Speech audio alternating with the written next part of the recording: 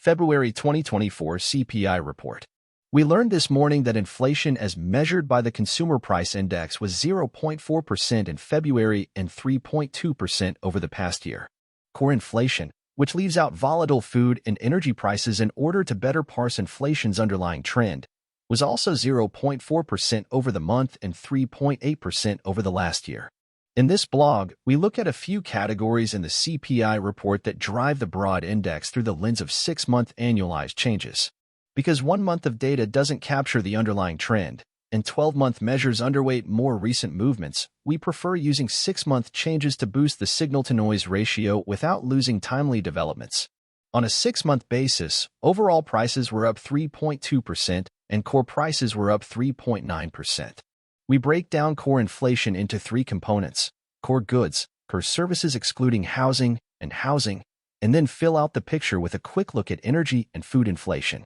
Core goods, as post-pandemic supply chains have unsnarled, goods inflation has significantly eased and was negative from June 2023 to January 2024. In February, core goods prices ticked up 0.1%. However, over the past 6 months, prices have fallen in this category by 1.5%. The figure shows how core goods prices shot up during the pandemic, posting double-digit inflation as strong demand for goods collided with constrained supply chains. As supply normalized and demand for goods eased somewhat as well, inflation sharply reversed course. Because core goods account for about 20% of the overall CPI and about a quarter of the core, their reversal has been an important source of disinflation. Housing is heavily weighted in the CPI, accounting for over a third of the total index and around 45% of the core index. On a 6-month basis, housing inflation peaked at almost 9% in January of last year, before reversing course. Today's report showed housing costs up 0.4% last month, down from 0.5% in January. The figure shows that housing inflation is significantly down from its peak but remains elevated relative to its pre-pandemic average. It is well understood that the U.S. housing market suffers from a long-term supply shortfall relative to demand. President Biden's FY 2025 budget, released yesterday, has a large and ambitious slate of policies to significantly boost housing affordability, both for renters and homeowners, and most importantly, the stock of affordable housing. This next category, also called core services less housing, captures the rest of the core inflation market basket. Its weight is about 26% of the overall CPI and about 33% of the core. Because services are more labor-intensive than the other 2 categories of core inflation we've discussed, inflationary pressures in this category are thought to be more sensitive to wage growth. CEA has examined this relationship in some detail. As the job market has cooled, nominal wage growth has slowed, which should help ease pressures of those NHS categories that are more wage-sensitive. Importantly, inflation has fallen faster than wage growth, implying real wage gains.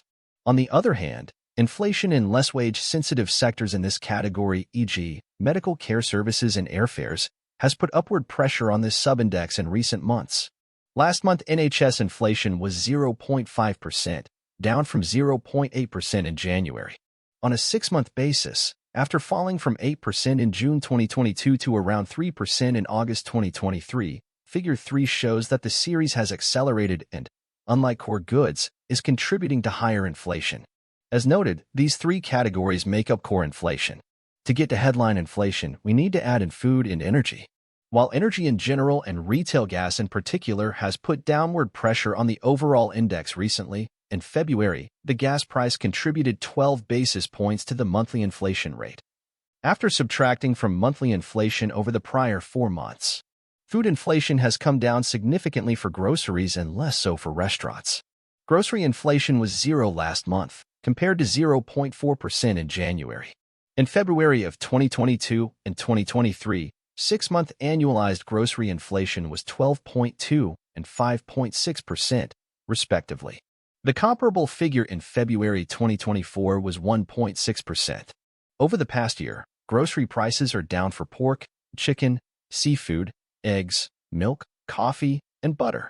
Figure 4 puts all these categories together, showing the contribution of each to the 6-month annualized growth rate.